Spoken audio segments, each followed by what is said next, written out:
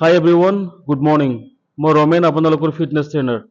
আজিৰ টপিকটো আপোনালোকৰ চাই বহুত ভাল লাগিব। কেইটামান ভাইটি আছে মোৰ লগত। তো ইহঁতে মোৰ জিমত আহিবৰ আজি 3 months কমপ্লিট হোৱা নাই এতিয়ালৈকে। গোটেই কেইজনে মানে কিবা এটা গ'ল লৈ আহিছিলে। কোনোবাই ক্ষীণাব আহিছিলে আৰু কোনোবাই মানে মাসল গেইন কৰিব আহিছিলে। আমাৰ ছানী গল্ডেন যে আমাৰ জিমত আহে, গোটেইকেইটা ছানী গল্ডেনৰ ষ্টাফ লগতে গোটেইকেইটা ভাইটি হয়।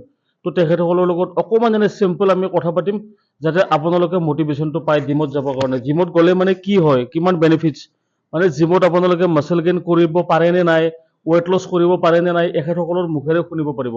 ফাৰ্ষ্ট জোন আহচোন।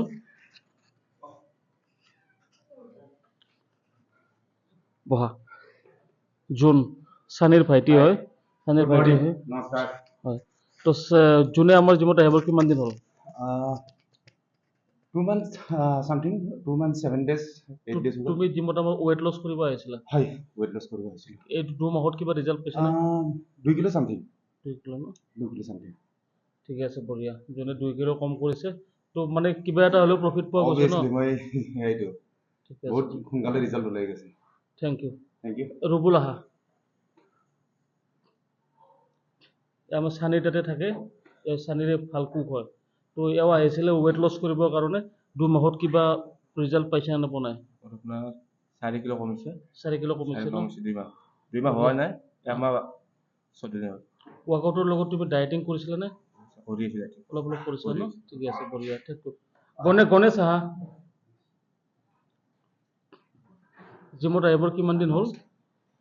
2 মাহ হৈ গ'ল। তুমি ৱেট লছ কৰিব আহিছিলা? অলপমান লছ কৰিলোঁ। ডক্টৰে কৈছিলে ৱেট কম কৰিবৰ কাৰণে, কিবা কমিছেনে? 1 কিলোমান কমিছে। 1 কিলোমান কমিছে ন? ঠিকে আছে, হ'ব। আহা, জোন আহা।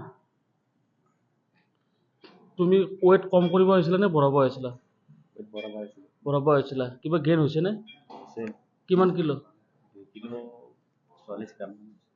মানে 3 কিলোৰ ওচৰে ওচৰে তুমি মাসল গেইন কৰিছা ন? হয়। ধন্যবাদ। আহা, তুমি আহা।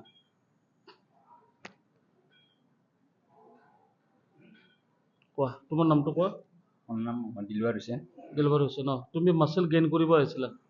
কিমান কিলো মাসল গেইন হৈছে 2 মাহত? মোৰ 3 কিলো বাঢ়িছে। 3 কিলো বাঢ়িছে ন? 2 মাহত 3 কিলো বাঢ়িছে। খুশ হয় না? হৈছে।